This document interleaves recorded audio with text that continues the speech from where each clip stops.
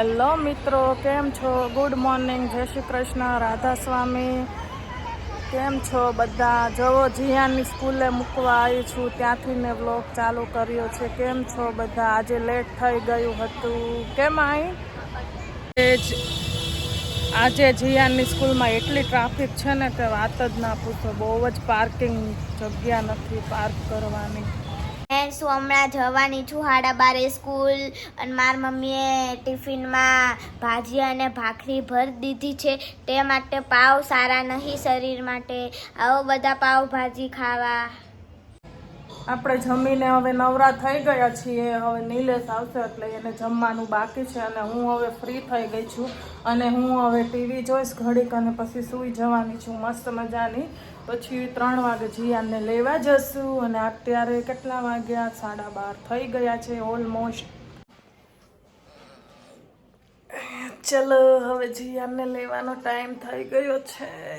2:45 થઈ ગયા છે ઘડિયાળમાં. હવે હું તમને આવીને હેલો એવરીવન, જીયાનને લઈને હું આવી ગઈ સ્કૂલથી. જો જીયાન બેઠો છે અને આજે તો મસ્ત મજાની દ્રાક્ષ મને મળી ગઈ હતી બજારમાંથી, તો હું દ્રાક્ષ લઈને આવી છું. અમારી માહી બેને દ્રાક્ષ બહુ જ ભાવે. એનું ફેવરેટ ફ્રૂટ છે દ્રાક્ષ, સફરજન. જુઓ મસ્ત મજાની દ્રાક્ષ લઈ લીધી છે. તો મિત્રો, નિલેશ માટે આઈફોન લીધો છે. ચલો, એને નથી ખબર, આપણે એને સરપ્રાઈઝ આપીએ. જોડે રહેજો ગાઈસ. આંખ બંધ કરી દો નિલેશ.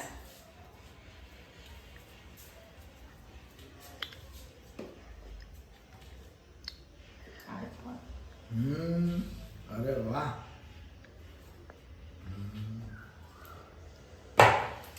મસ્ત આગળિયા છે ને, છેતરી નાખ્યો મને, તે છેતરી નાખ્યો. જૂના ફોનનું બોક્સ છે. તો પેલા નવો લાવ્યો છે. આઈફોન નો પ્રેન્ક કરીને માં જોડે હતા. મને હાચીકમાં લઈ દેવું પડશે ફોન. હા, હું ક્યાંથી લઈ કશું ના જાઉં. હું કમાવા જાઉં છું. હા, તો જવું પડશે. હું લઈ જા તો લે. મેં તમને ત્યાં મને આવું પ્રેન્ક કર્યું ને, હવે મારે તાર મને લઈ દેવું પડશે. હા, નકર આઈફોન લેતા હા જોઈ લેજે. આવો જૂનો જ વાપરો, આપણે કઈ નવાની જરૂર નથી. તો ભાઈ પ્રેન્ક હું લ્યા કર્યું તા? આવું મારે કરવો હોય તો કરું. આ ફોન લાવવું જ પડશે. ના, હું કાંઈ ન જાઉં, લાવી જ દેવું પડશે તાર. નહીં મળે ફોન.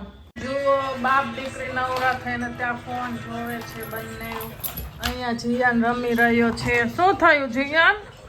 પછી નાયરભાઈ નહીં આયા. નાયરભાઈ તારે હું કામ છે બસ. તો જુઓ, આજે જમવામાં બટેકાનું શાક, ખીચડી ને ભાખરી છે. આજનું મેનુ આજ છે અમારે. જુઓ, જીયાન પણ જમી રહ્યો છે. જીયાન, ભાઈ બેટા તને ચલ ખાતો તારા જાતે. અમાર જીયાન તો બહુ જ ડાયો છે, જાતે ખાઈ લે. કે જીયાન યમ્મી?